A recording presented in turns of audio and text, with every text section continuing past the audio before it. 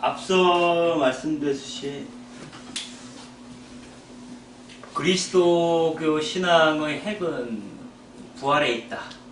이 이야기는 사실 바오로 사도가 남긴 서한에 수없이 반복되는 이야기이고, 굳이 바오로 사도가 얘기하지 않았더라도 우리가 산다는 게 굉장히 좀 마음대로 되는 게 없잖아요.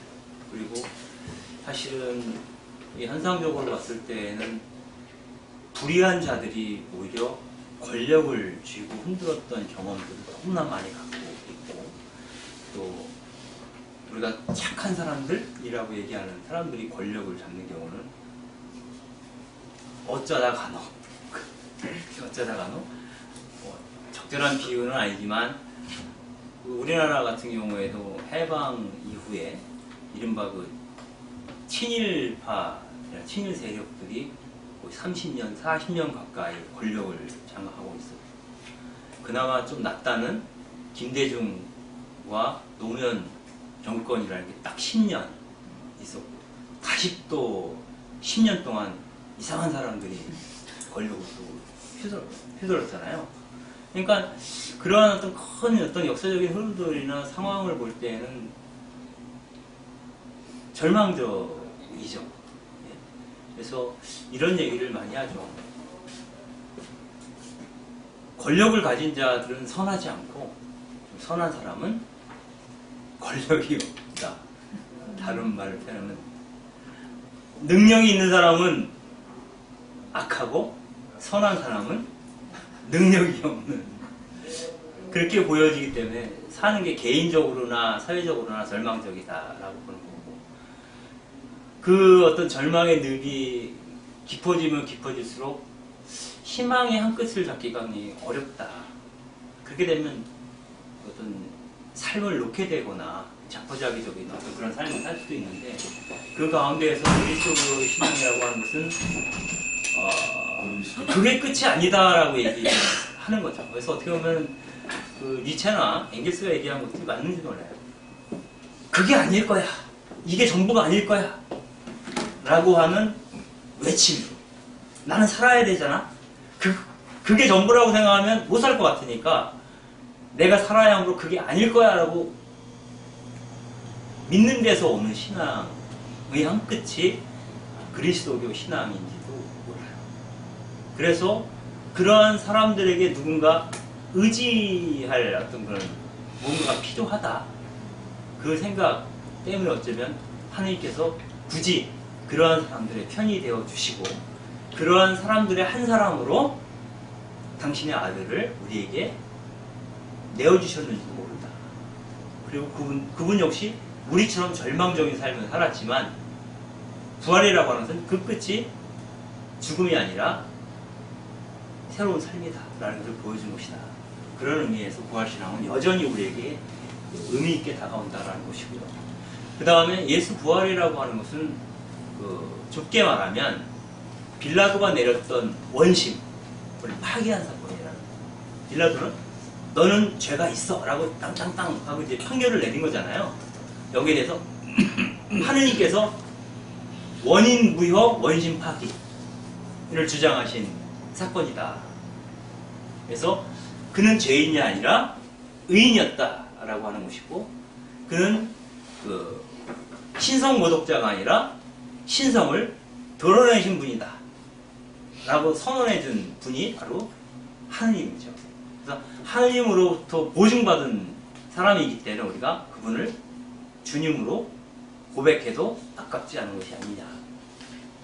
그리고 다른 말을 표현하면 우리가 성경을 꼼꼼히 읽으면서 이렇게 좀 감정이입을 하고 이렇게 보다 보면 그분을 연모하지 아니할 수가 없다. 그가 하느님의 아들이 아니어도 상관이 없어요, 사실. 그러니까 하느님의 아들이 아니고 신이 아니고 내가 기도한다고 들어주는 그런 엄청난 그런 해결사가 아니어도 상관이 없어요. 어떨 때는 예수님 모습을 보게 되면 위로해주고 싶을 때가 많죠. 그리고 힘내라고 응원해주고 싶을 때도 있어요. 그러니까 그분이, 우리는 항상 이렇게 신앙생활을 하고 저 좀 도와주세요. 맨날 예수님한테 저 좀 도와주세요. 그러지만 성경을 조금 읽다 보면 내가 그분을 도와드려야겠다는 생각을 하게 돼요. 그만큼 그 사람은, 그분은 좀 이렇게 좀 번듯해온 적이 없어요. 그죠? 네. 예루살렘에 입성할 때도 그냥 키껏 그 노새 한 마리 잡아다가 그거 깔고 들어가고, 참 어떻게 보면 보잘것 없거든요. 물론 작은 것이 아름답다라는 말도 있긴 하지만, 그래도 한 번 사는 건데 한 번은 좀 번듯하게 살아야 되지 않을까 이런 생각하는데 한 번도 그래 본 적이 없고 결국은 비참하게 죽었잖아요. 그러니까 그분에 대해서 우리는 사랑과 존경도 있지만 한면으로는 예수님에 대한 연민도 있어요. 그래서 그분이 그거로 끝나면 안 되는 거야. 하나님이 없어도. 이런 분은 응당 그 삶에 대한 보상을 받아야 돼. 하나님이 안 해주면 나라도 해주고 싶어. 해줄 게 없으면 커피라도 한 잔? 그렇잖아요. 마음이 그렇게 되거든요. 이 사람은 번뜩하게 해본 적이 없어요. 예수님은. 있어요? 혹시 생각나는 거 있어요? 영광스러운 변모. 영광스러운 얼굴이 형처럼 빛나고. 그게 보긴 좋아도 영양가가 없어요. 멋있어 보이잖아요. 근데 그거 온 군중이 다 있는 자리에서 쫙 공중부양 있잖아요. 쫙 뜨면서 빛이 막 해처럼 막 온몸이 막 부들부들하고 그럼 사람들이 막 엎드려가지고 그냥 놀래가지고 그런 거 아니잖아요. 그냥 제자들 몇 명 모아놓고 그 앞에서 단짝쇼를 한 거예요. 단짝쇼 아닌가요? 그 제자들밖에 몰라요. 본 사람이 없어요. 그리고 이 제자들이 우리 주님이 얘기해봐야 아무도 안 믿어. 그러니까 참 그런 때 그렇게 즐거울 때도 있어야죠. 한때 살면서 그래야 또 사니까 그런 생각이 저는 영광스러운 법문 그렇게 생각해요. 그렇게 돌아가신 분인데 그 정도 한번 누릴만하다. 잠깐 친구들끼리 모여서 하는 거지만 그런 생각이 들고요. 그래서 그분이 하느님의 아들이 아니어도 충분히 그분은 안아주고 싶은 분이다. 베로니카가 수건으로 얼굴이 되게 했잖아요. 아마 그 베로니카의 마음을 정말 예수님을 좋아하는 사람들은 갖게 될 거다. 그리고 그 수건 보관하고 싶을 것 같아요. 그분이 죽고 없어도 이 수건을 볼 때마다 그분이 내 안에서 수시로 때때로 살아나시 생생하게 느껴지는 거죠. 그 느낌을 이야기로 쓰면 이제 부활 이야기가 되는 거다 이런 생각이 듭니다. 그 예수님이 그런 얘기를 해요. 그러면 우리가 그분과 그분의 현존을 같이 산다는 건 뭐냐? 그건 예수님이 이제 요한복음서 맨 마지막 말미에 이제 그 얘기를 하죠. 나를 따르라. 근데 그 나를 따르라는 얘기는 여기서 처음이자 마지막으로 하신 말씀이 아니라 생전에 누누이 하던 말이에요. 제가 그런 얘기 했죠. 하나님은 믿음의 대상이지만 예수님은 따름의 대상이다. 그분을 따를 수 있도록 우리에게 힘을 주시는 분이 성령이다. 그리고 그 모델이 마리아다. 이렇게 설명을 했던 기억이 나요. 근데 그분이 그런 얘기를 해요. 내 제자가 되려면 자기 십자가를 지고 나를 따라야 한다. 이렇게 얘기를 해요. 근데 루카복음에서는, 그러니까 마르코복음에서는 그렇게 얘기하는데 루카복음에서는 뭐라고 했냐면 똑같은 말을 반복하면서 내 제자가 되려는 사람은 되려면 자기 십자가를 지고 한마디를 딱 덧붙여요. 날마다 나를 따라야 한다. 날마다라는 말을 마르코복음에는 없어요. 그게 루카복음에만 있어요. 그 말을 한 일을 더 붙였어. 아마도 그 마르코가 살았던 시대보다는 루카가 살았던 시대가 조금 후대이고 일상의 실천이 중요했던 시기일 수도 있겠어요. 그래서 굳이 그거를 매일매일 날마다 이렇게 붙였던 것 같아요. 그래서 우리의 일상을 통해서 이제 그분을 살아낼 필요가 있다 이런 이야기인 것 같고요. 그래서 바오로 사도는 그걸 이런 식으로 표현을 했죠. 이제는 내가 사는 것이 아니라 그리스도께서 내 안에 사시는 것입니다. 그래서 예수님의 죽음과 부활을 생각하면서 그걸 따라 걷는 삶을 살아야 되고, 그것은 예전의 삶과 전혀 다른 삶이어야 한다 라는 얘기를 하게 되는 거죠. 그리고 그렇게 살아갈 때 그 예수님의 그러한 하나님 나라의 열망이 그를 십자가로 이끌었듯이 우리를 십자가 앞에 세우는 데에도 용기를 내야 되지 않을까, 그런 생각을 합니다. 이 책에서는 그런 얘기도 해요. 그 예수님이 돌아가신 것은 어떤 사람이 발을 헛디뎌서 빌딩에서 떨어진 거랑 다르다. 그러니까 단순한 실족사가 아니라는 거예요. 이것은 제가 교통사고로 바꿨는데, 그거를 교통사고처럼 불의한 사고, 예수의 죽음은 불의한 사고, 예기치 않았던 사고를 당해서 죽은 게 아니라는 거예요. 이 사람은 죽을 수밖에 없었다는 거예요. 왜? 운율적으로 얘기한다면 제국의 권력에 도전했기 때문에 제국의 권력에 도전한 결과는 죽음밖에 없어요. 그래서 의도한 죽음이었다, 의미 있는 죽음이었다, 어떤 특별한 죽음이었다, 뭐 이런 얘기를 쓸 수가 있을 것 같습니다.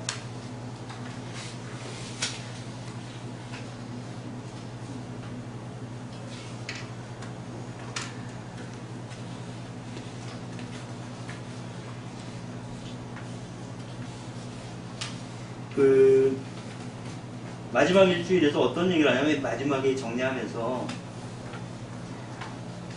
그동안 제가 말씀드린 것은 이제 예수님을 받아들인 제자로서 매일같이 자기 십자가를 지고 어떻게 변화된 삶을 살아야 되는가, 즉 개인적인 변화에 대한 얘기를 했지만, 이 개인적인 변화의 결과는 사회 변혁으로 자기 몸을 이끌고 가게 된다, 결과적으로. 그런 얘기를 하는 거죠. 그래서 그 정의는 연민의 사회적 표현이다. 그리고 사랑은 정의의 영혼이고, 정의는 사랑의 몸이다, 이런 얘기를 합니다. 그러니까 사랑의 혼이라면 정의는 몸이라는 거예요. 내가 누군가를 사랑하면 어떻게 돼요? 그 사랑하는 사람을 위해서 행동하게 되는 거죠. 행동하는 것은 영이 몸을 취하는 것과 같다 라고 보는 거죠. 그래서 마지막으로 우리에게 이번 일주일간의 어떤 그런 이야기들, 예수님의 일주일간의 이야기가 우리에게 주는 시사점은 첫날로 돌아가서 예수님이 성전에 입성하시던 행렬과 또 서쪽문으로 이제 빌라도와 로마군대가 입성하던 장면을 보면서, 과연 우리는 지금 그 동쪽 문으로 들어가는 예수의 행렬 속에 끼어 있는가, 아니면 군인의 한 사람이 되어서 그 빌라도의 행렬에 끼어서 행군하고 있는 것은 아닌가. 과연 나는 어떤 사람들 사이 틈바구니에 껴서 가고 있는가. 그리고 이제 우리가 궁금한 게, 예수님이 아무튼 그렇게 됐는데, 예수님이 얼마나 매력적인 존재였는지, 그리고 그가 죽고 나서도 그와 함께 했던 사람들, 다른 사람들, 제자들, 이렇게 얘기하기보다는 그를 기억하는 사람들, 일상 속에서 그를 만났던 사람들. 예전에 이현종 목사님 쓴 책 중에 예수를 만난 사람들이라는 유명한 책이 있어요. 아무튼 그 예수님을 만났던 사람들이 예수를 못 잊었던 것 같아요. 그리고 괜찮았었는데 뭐 이런 생각들이 굉장히 절실하게, 죽고 나서 돌아보니 그만한 사람이 없었다는 생각이 들어요. 그래서 자꾸 그분을 기억하는 과정에서 그분이 더 생생해지고, 그분이 왜 그때 그런 얘기를 했었는지, 왜 그런 모습을 굳이 그런 행동을 했는지, 안에도 피해갈 수 있는 것도 왜 굳이 안식일날 배도 안 고파서 굳이 그걸 뜯어 먹었는지, 다음날 고쳐도 되는데 굳이 안식일날 그 사람을 고쳐주었는지, 등등등등. 그러니까 지나고 나서 생각해보니까 그 하나하나가 너무나 택같아요. 그래서 그분을 돌아가시고 나서 더 많이 알게 되고 더 깊이 사랑하게 된 것이 아니냐. 당신은 같지만 내 마음 안에 영원히 살아계십니다 라고 하는 고백이 우리는 부활신앙이라는 말을 표현하고 있는 것이 아니냐, 이런 생각이 있고, 그러한 것들이 절실했던 만큼 어느 순간, 우리는 이제 성령 강림 사건이라고 얘기를 하는데, 어느 순간 어떤 깊은 체험들이 있었던 것 같긴 해요. 알 수는 없으나. 그리고 나서 이제 이 양반들이 그러니까 상징적인 거죠. 다락방에서 나와서 뭐 오늘 선포하기 시작했다 이렇게 얘기를 하는데, 그래서 이제 베드로 같은 경우에는 3번이나 예수님 모른다 얘기했던 사람이지만, 어떻게 보면 그 이후 제자단을 이끌었던 어떤 심장과 같은 역할을 했던 사람이죠. 심장과 같은 역할을 했던 사람이고, 68년에 로마에서 십자가에 거꾸로 매달려서 처형당하죠. 68년이에요, 이게. 그리고 그를 따랐던 야고보 사도도 죽임을 당하고, 또 예루살렘 공동체를 꾸렸던 예수님의 동생이라고 얘기하는 그 야고보도 처형당하고, 그리고 잘 아는 스테파노 같은 경우도 돌에 맞아 죽고, 그러면서까지 이제 그런 것들을 증거하게 됐지만, 그 도도한 물결을 아무도 막을 수 없었다. 운동으로 300년 동안 쫙 발전을 해가고, 그것이 엄청난 위협으로 느껴졌기 때문에 이들이 계속 죽임을 당할 수밖에 없었던 것이 아니냐, 이런 생각을 하게 됩니다. 빌라도 같은 경우는 예수님이 33년에 돌아가셨다 그러잖아요. 30년 돌아가시면서 37년 초에 실각돼서 자살했다. 빌라도는. 왜냐하면 빌라도가 그 총독을 했을 때 황제가 티베리우스 황제였는데, 티베리우스 황제가 47년 초에 죽어요. 죽으면서 이제 자기 어떤 근거, 지지 기반 같은 게 완전히 무너지면서 빌라도는 실각을 하고, 그리고 나서 자살을 했다라고 얘기를 하죠. 그리고 그 비슷한 시기에, 36년경에 가야파도 해임당하죠. 가야파가 해임돼요. 그리고 누가 있나요? 중요한 사람이? 아무튼 그런 식으로 이제 예수님 돌아가시고 한 3년, 4년 어간에 변동수가 있어요. 다 이렇게 물러나게 돼요. 그리고 그 대사제 집안은 안나스, 가야파의 장인이죠. 가야파의 장인이었다. 안나스 집안의 자식들이 대사제 역할을 해서 맡는데, 60년경에 가야파의 아들의 아들인 사람은 이제 시카리라고 해서, 시카리, 단도를 갖고 다니면서 이제 친 로마파를 척살하던 그룹이 있었는데, 단도에 맞아서 살해당합니다. 그러다가 이제 70년 전쟁이 터지는 그 와중에.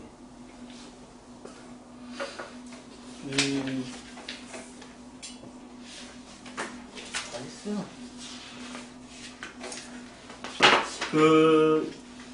긴 일주일이라는 책에 보면은 맨 마지막에 이런 글을 썼는데, 그 글이 너무 멋있어가지고 제가 한번 읽어줄게요. 나중에 기사 올라갈 땐 요거까지 다, 이제 뒤에 거는 내가 나중에 쳐가지고 거긴 없어요.